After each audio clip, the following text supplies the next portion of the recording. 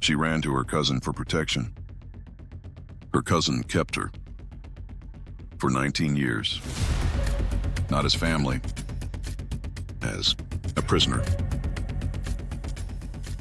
This is the story of the mercy that never came.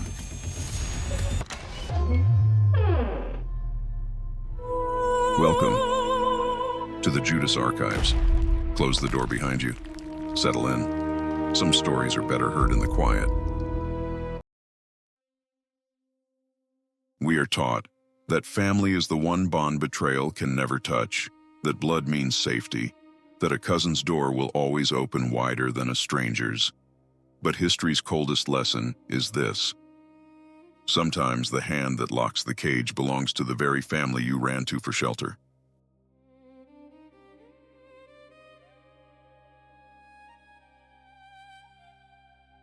Tonight, we step into the cold stone halls of 16th century Britain to dissect the anatomy of one of history's longest and quietest betrayals, the imprisonment and execution of Mary, Queen of Scots, by the cousin she trusted with her life, Elizabeth I of England.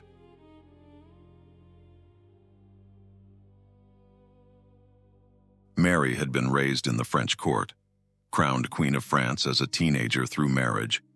When her young husband died, she returned to Scotland, a Catholic queen inheriting a Protestant nation that barely knew her and did not entirely trust what she represented.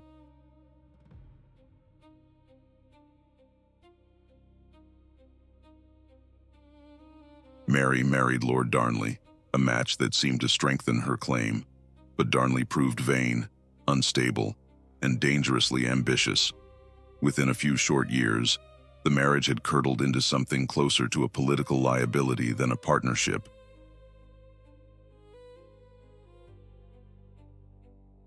In February of 1567, the house where Darnley was staying, Kirkhofield, was destroyed in an explosion in the middle of the night.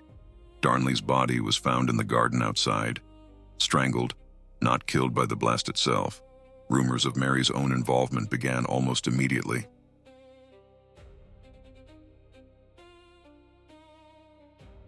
Whether Mary played any part in her husband's death has never been conclusively proven. What is certain is that her swift remarriage to the Earl of Bothwell, the man many suspected of the murder, destroyed what little trust her nobles still held for her. Within months, she was forced to abdicate, imprisoned, and eventually fled her own kingdom entirely. Defeated, abandoned by her own nobles, Mary made a decision that would define the rest of her life. She crossed into England, the country of her cousin Elizabeth, expecting sanctuary, military support, and the protection that family was supposed to guarantee.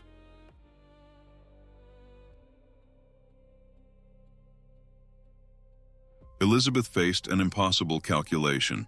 Mary, as a great-granddaughter of Henry VII, held a real and dangerous claim to the English throne itself, one that many English Catholics considered more legitimate than Elizabeth's own. A cousin in need of shelter was, to Elizabeth's advisors, also a rival with a crown of her own to steal.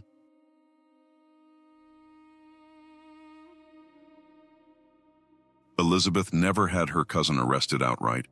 Instead, Mary was received, housed, and gradually, quietly, never permitted to leave. What began as a request for shelter became, without a single formal declaration, a captivity that would last 19 years. The captivity was, on its surface, comfortable.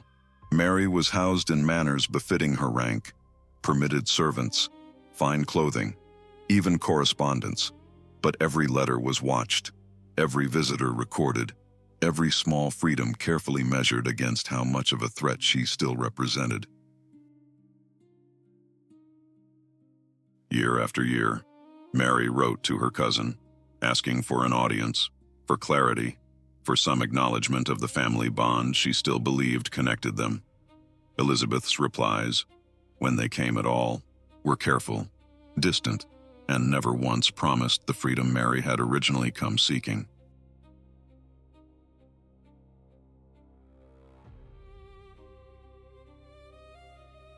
Elizabeth's spy master, Francis Walsingham, ran one of the most sophisticated intelligence networks in Europe.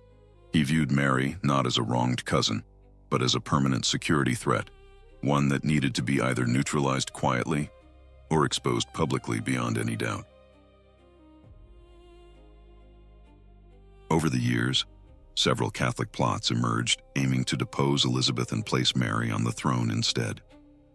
Each one gave Walsingham exactly the justification he needed to tighten his surveillance further. Mary, isolated and desperate for any allies at all, grew increasingly willing to correspond with anyone who promised her freedom.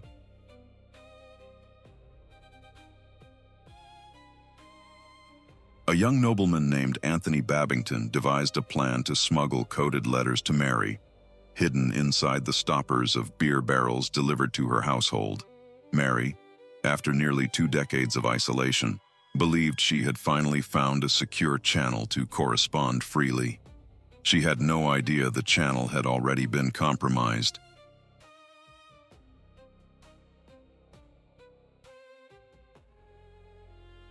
Every single letter, both to and from Mary, was being intercepted, copied, and resealed by Walsingham's network before delivery.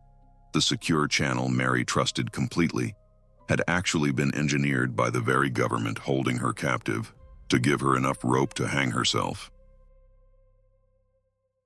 Babington's letters described a plan, not just to free Mary, but to assassinate Elizabeth entirely. Mary's reply, historians agree, did acknowledge the broader plot. Whether she explicitly endorsed the assassination itself or merely responded to a rescue plan without fully grasping its darker details remains genuinely disputed to this day. Here is where the story grows genuinely uncertain. Some historians believe Walsingham's forger added an incriminating postscript to Mary's own letter, a request for the names of her fellow conspirators, language Mary herself may never have actually written. Whether this was fabrication or genuine correspondence has never been definitively settled.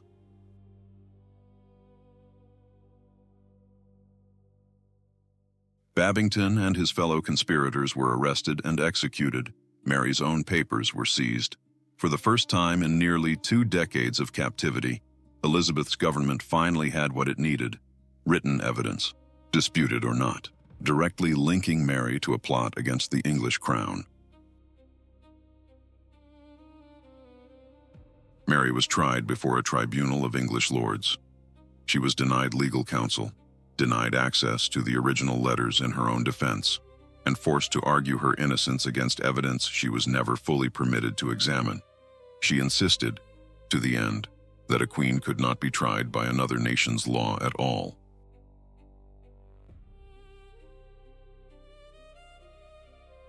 Whether the postscript was genuine or forged, Mary had no real way to prove its falsity from inside a trial stacked entirely against her. The tribunal found her guilty of conspiring against Elizabeth's life.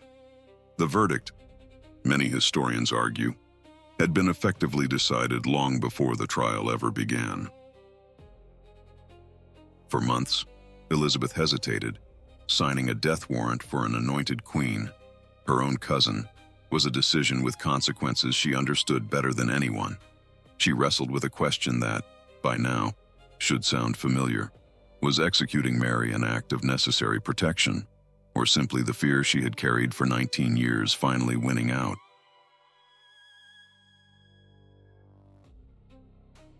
Her advisors, led by Walsingham himself, pressed her relentlessly. As long as Mary lived, they argued, she remained a rallying point for every Catholic plot against the crown. Elizabeth's own safety, they insisted, could never be fully secured while her cousin still breathed.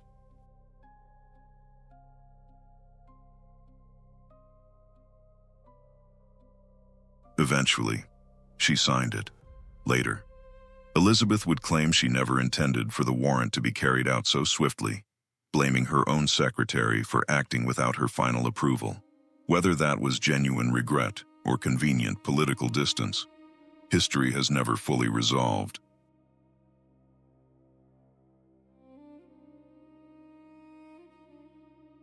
At Fotheringhay Castle, preparations began for an execution 19 years in the making. The cousin who had once written asking for shelter, for family, for mercy, would meet her end inside the walls of the country she had trusted to protect her.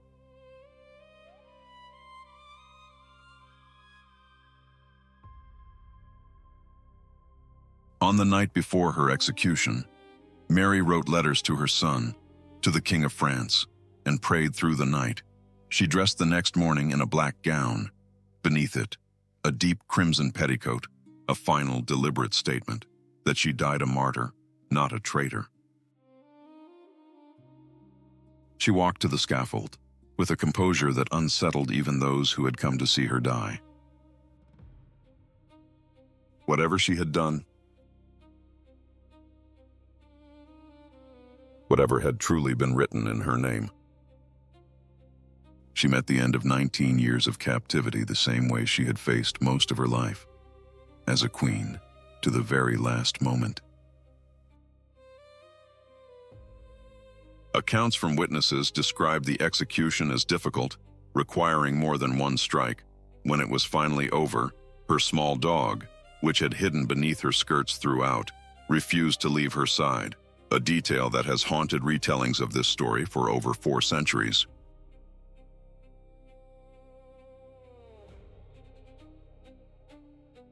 Word reached Elizabeth shortly after. Historical accounts describe her reaction as genuine distress, though whether that grief was for her cousin or for the political consequences she now had to manage remains, like so much of this story, impossible to fully separate.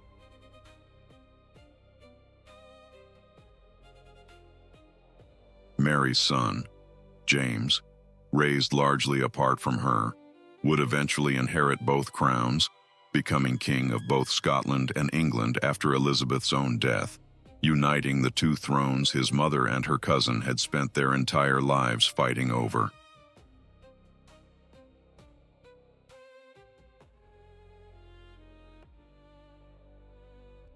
If you are sitting in the quiet tonight, having trusted family to protect you, only to find distance, suspicion, or something far colder waiting instead, remember this: the mind can always find a political reason to fear your own blood. The heart never forgets running to family for safety and finding a cage.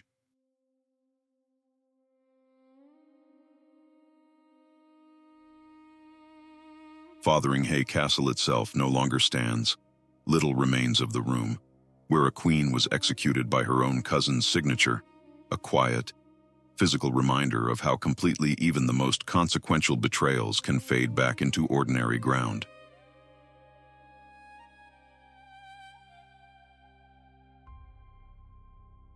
Thank you for spending another night in the archives. If this story brought you comfort, leave a broken heart emoji below and subscribe to join our quiet community. Until the next file opens, see you next time. You are not alone. Goodbye.